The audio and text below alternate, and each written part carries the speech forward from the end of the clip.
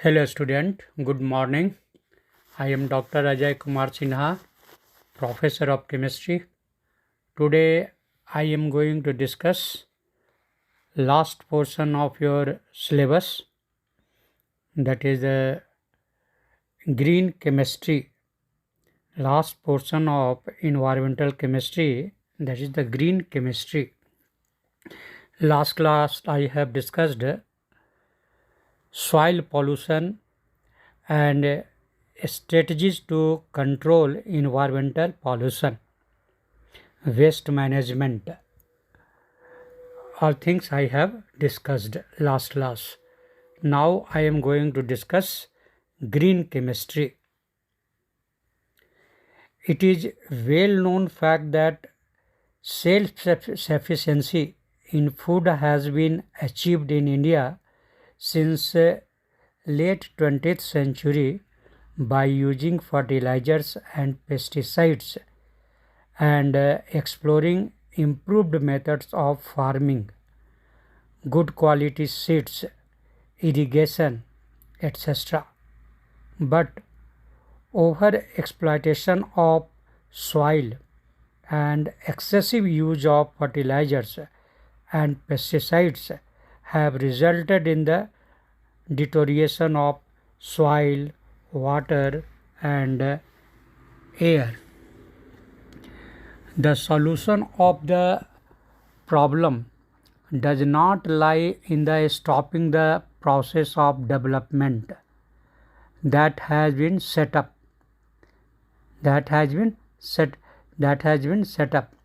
but to discover methods which would help in the reduction of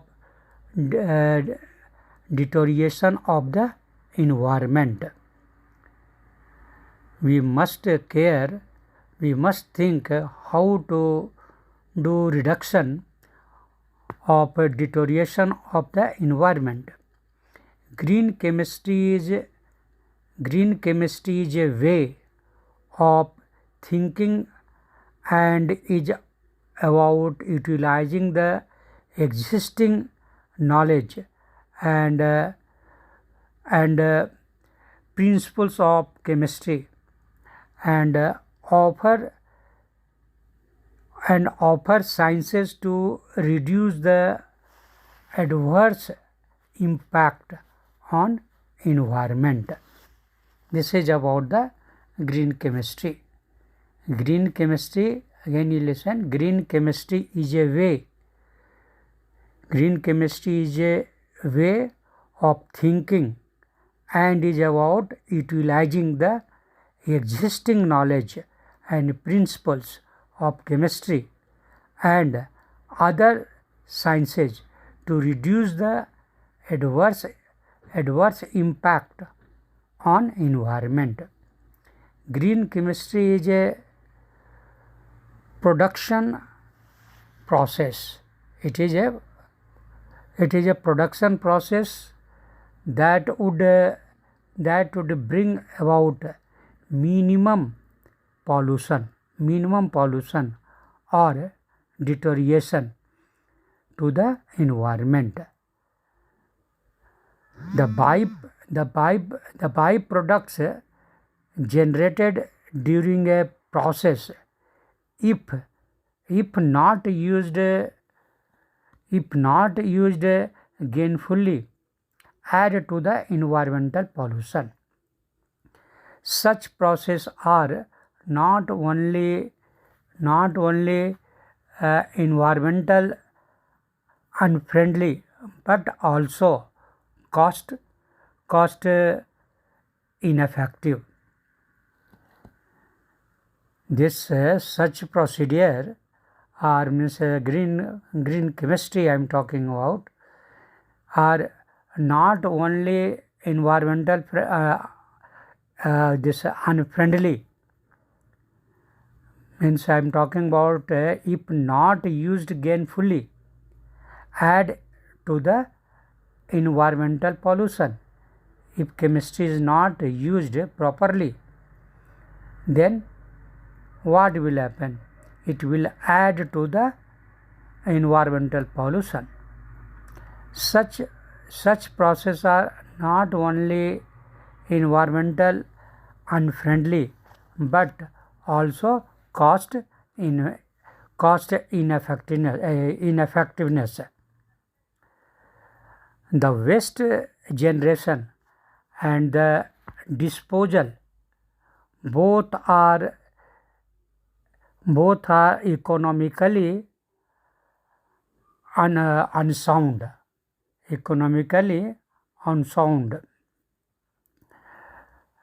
Utilization of existing knowledge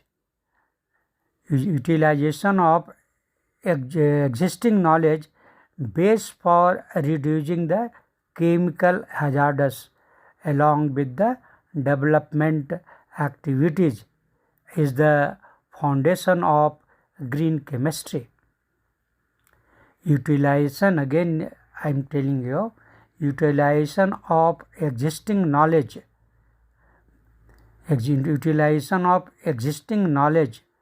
for reducing the chemical hazards along with the developmental activities is the foundation of green chemistry.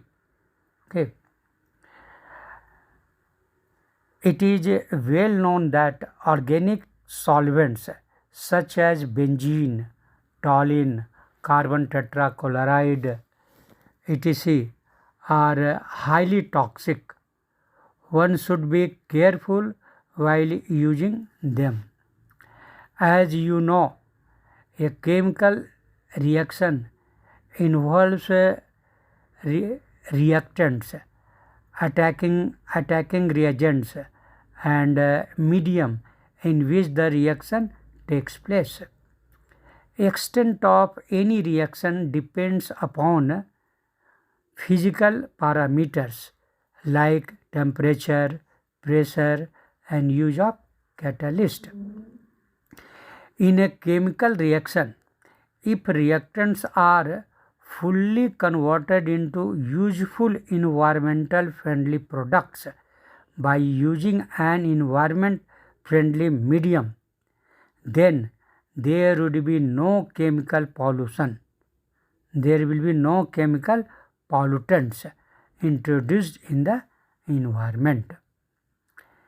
During a synthesis, care must be taken to choose a starting material that can be converted into end products with yield approximately up to 100%. Means whatever product you will get, all should be useful 100%. This can be achieved by arriving at optimum condition of synthesis.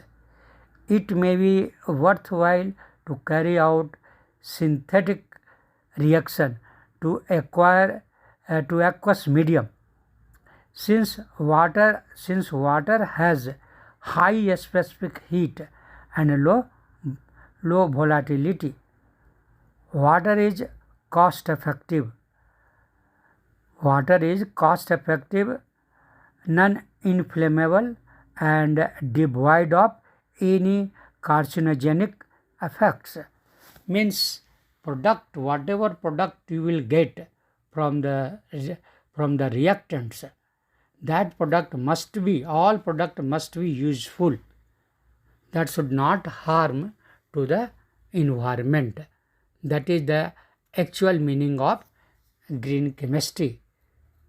That in any synthesis, in any preparation, side product should also be useful, not the harmful. That is the main objective of green chemistry. All products should be useful.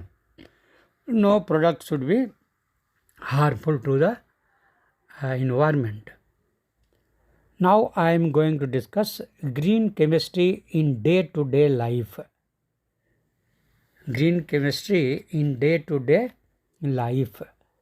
First I am telling about the dry cleaning of clothes. Tetrachloride tetrachloroethene, that is the Cl2C, again CCl2. CCl2 is attached with again another CCl2, that is a tetrachloroethene. That is in ethene 4 carbon atoms are attached. In ethene 4 chlorine atoms are attached. Okay, that is the tetrachloroethene. Then tetrachloroethene was earlier used as solvent for dry cleaning. The compound contaminates the groundwater. The compound contaminates the groundwater and is also a suspected carcinogen, means cancer producing material. The process using this compound is now being replaced by a process where liquefied carbon dioxide, liquefied CO2, liquefied carbon dioxide with a soluble detergent is used. Now in this place, in the place of tetrachloroethene, now liquid carbon dioxide is used. Liquefied carbon dioxide is used. This is a suitable. This is used with suitable detergent. This is used with suitable detergent. Replacement of halogenated solvent by liquid CO2. Replacement of halogenated solvent by liquid CO2 will result in less harm to groundwater. Otherwise, tetrachloroethene was harming the groundwater. Then now this replacement of halogenated solvent by liquid CO2 means use of liquid carbon dioxide.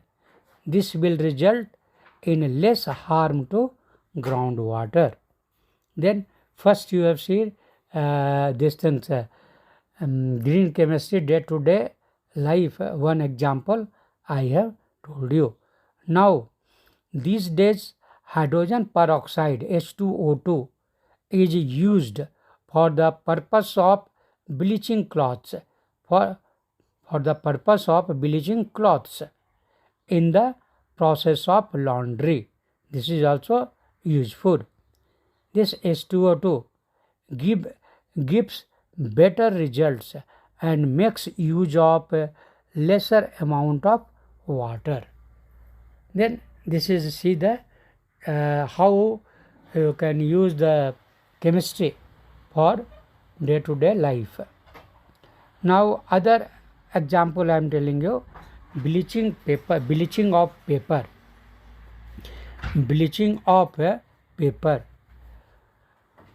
Chlorine gas was used earlier for bleaching paper.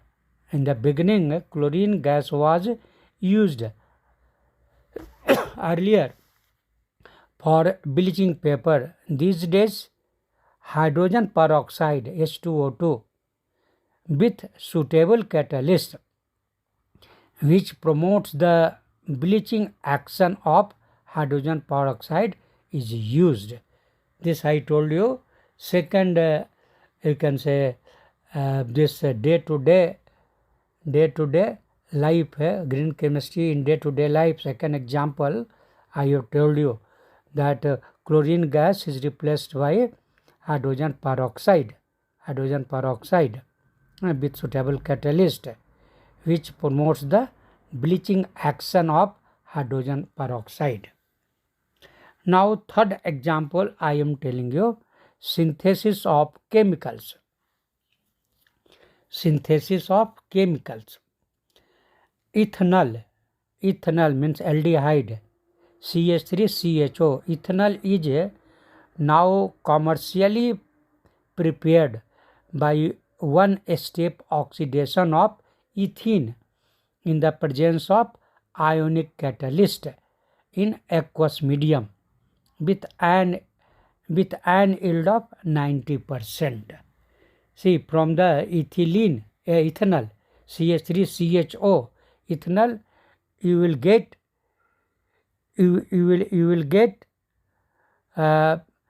this after oxidation.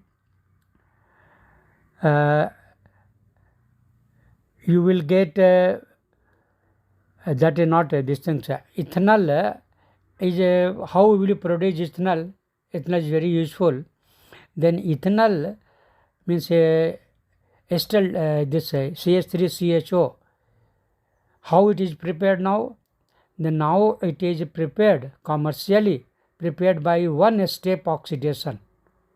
By one step oxidation of ethene, double bond.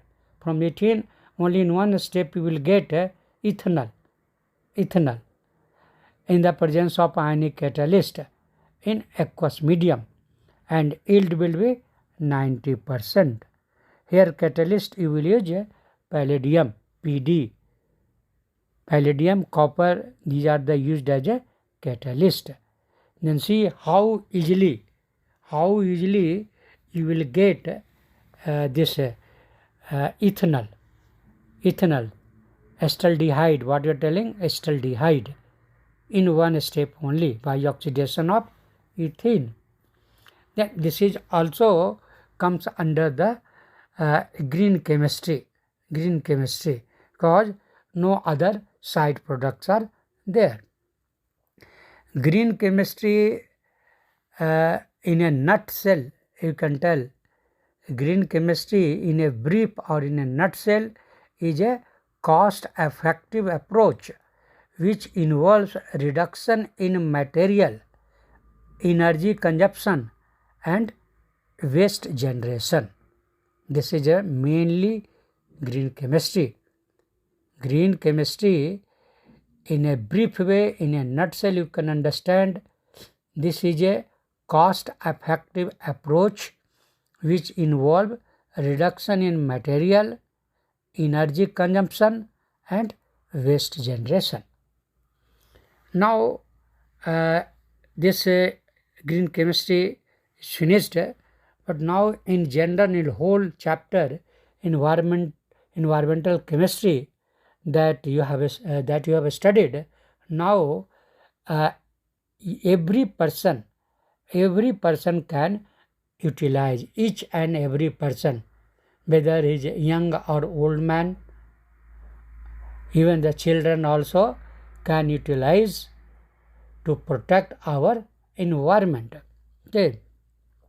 What is our responsibility to protect the environment? All of us have responsibility. Then what is our responsibility as a human being to protect our environment? Some concepts, if followed by an individual, contribute towards a better quality of our environment and human life. Always set up a compost tin in your garden or any other place in your home and use it to produce manure for your plants, to reduce the use of fertilizer. Chemical fertilizer, you know that it soil pollution, it will pollute the soil. That's why manure can be compost. Okay, you can make the manure by yourself, and that you can use for your garden. Now use a cloth bag. Other what any person can do, use a cloth bag and avoid asking for plastic carry bags when you buy groceries, vegetables or any other items. See that all newspapers, glass, aluminium and other items in your area are recycled. Recycled is must. We might have to take little trouble to locate such dealers who will recycle it, who will take these items and they will recycle. We must realize that we do not have solutions for every problem. We must realize that we do not have solutions for every problem, but we can concentrate on issues which we feel strongly about and can do some things about. We should take care to put into practice whatever we preach.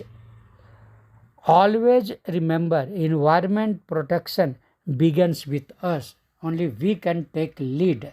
Only then this environment can be protected. It is a responsibility of every person of the society, maybe children, maybe young, maybe old. Only then our environment can be protected. Now I have finished entire chapters of your 11th along with engineering and medical portions which are asked from the 11th.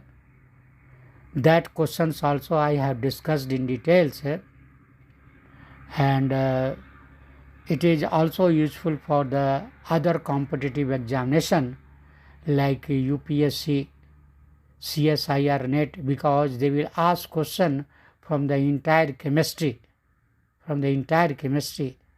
Then that 50% portion of engineering, medical, even for main and advanced, it is finished 50%.